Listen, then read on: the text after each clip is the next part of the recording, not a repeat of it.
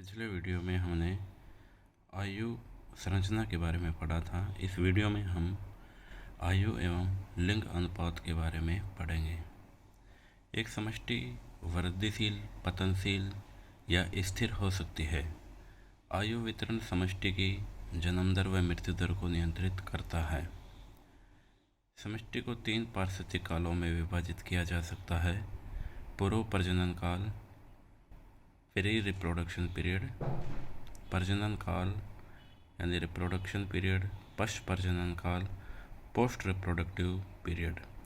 इन तीनों आयुओं की तुलना भिन्न भिन्न पाई जाती है, वह बदलती रहती है, यद्यपि समष्टि का घनत्व समान रहता है।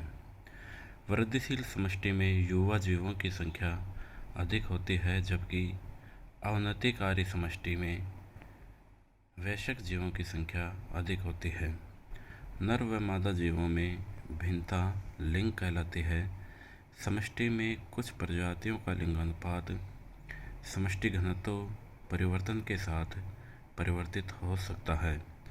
लिंग का नियंत्रण तापक्रम, दीप्तिकाल, खनिज व वृद्धि पदार्थों से होता है। लिंग अनुपात किसी विशिष्ट समय पर प्रजाति विशेष के उस अनुपात को दर्शाता है जो कि उस समय के नर व मादा जीवों के मध्य पाया जाता है।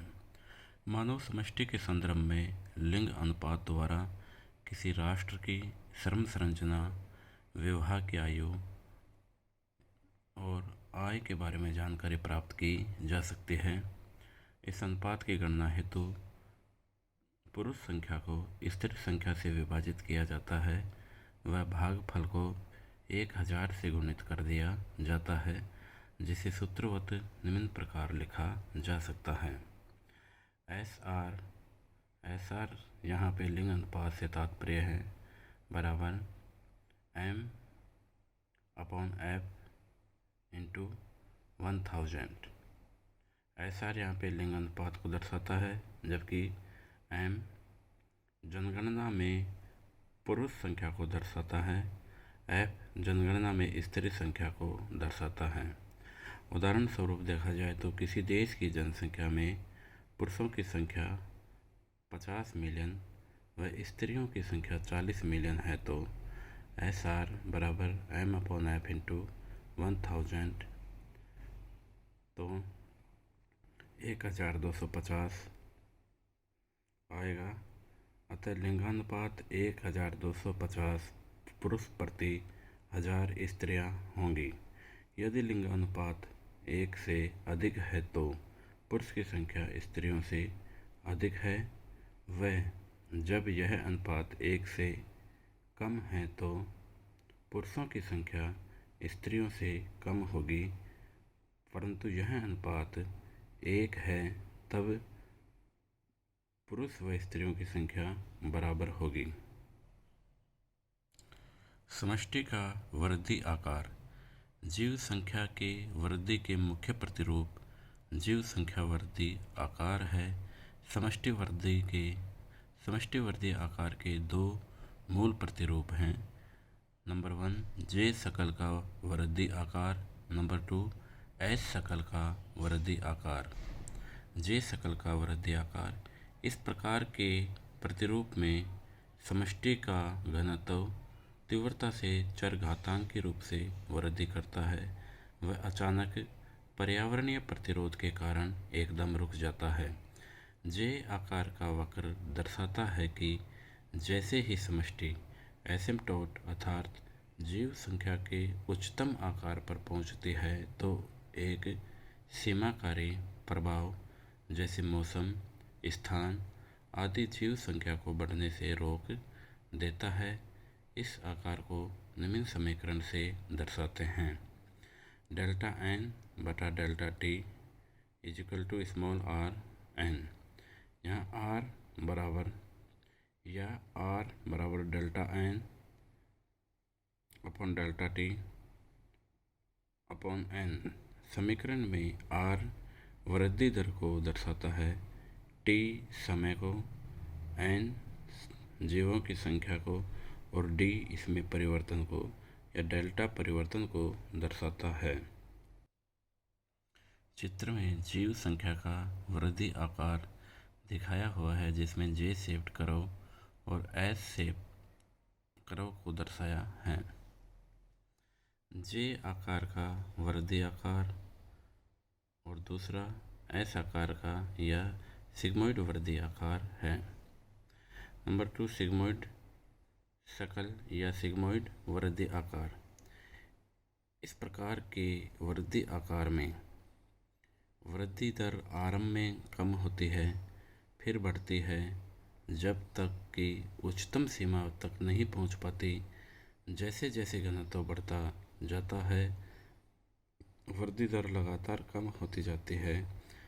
जब जीव संख्या वहन क्षमता यानी उच्चतम सीमा पर पहुंचती है तो वक्र चपटा हो जाता है। चित्र में दर्शाया गया है कि सैद्धांतिक समष्टि वृद्धि व फलतः पतन अर्थात क्रैश, जबकि समष्टि आवास स्थल की धारण क्षमता को पार कर जाती है। एस आकृति या सिग्मोइड वृद्धि आकार निम्न समीकरण द्वारा दर्शाया जाता है।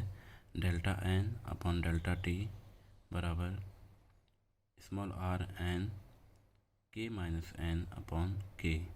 समीकरण में के वातावरणीय अवस्था में जीव संख्या का उच्चतम संभव आकार है। इसे ऊपरी एसिम्पटोट या वहन क्षमता या कैरिंग कैपेसिटी भी कहा जाता है। समीकरण इंगित करता है कि समष्टि की वृद्धि दर जीव संख्या की विभव वृद्धि के बराबर होती है। सिग्मोइड वक्र में वृद्धि प्रक्रम निम्न प्रकार से होती है।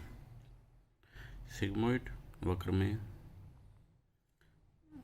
वृद्धि वक्र को देखते हैं तो positive acceleration phase, logarithm growth phase और नेगेटिव एक्सीलरेशन फेज और अपर एसिम्पटोट को दर्शाया गया है। यह वक्र एक सैद्धांतिक वृद्धि वक्र है जो कि समष्टि वृद्धि की विभिन्न अवस्थाओं को दर्शाता है। अनुकूल परिस्थितियों व क्षेत्र में व्याप्त समष्टि धीरे धीरे वृद्धि करती है। इसे धनात्मक त्वरण प्रावस्था या पॉजिटिव एक्सीलरेशन फेज कहते हैं।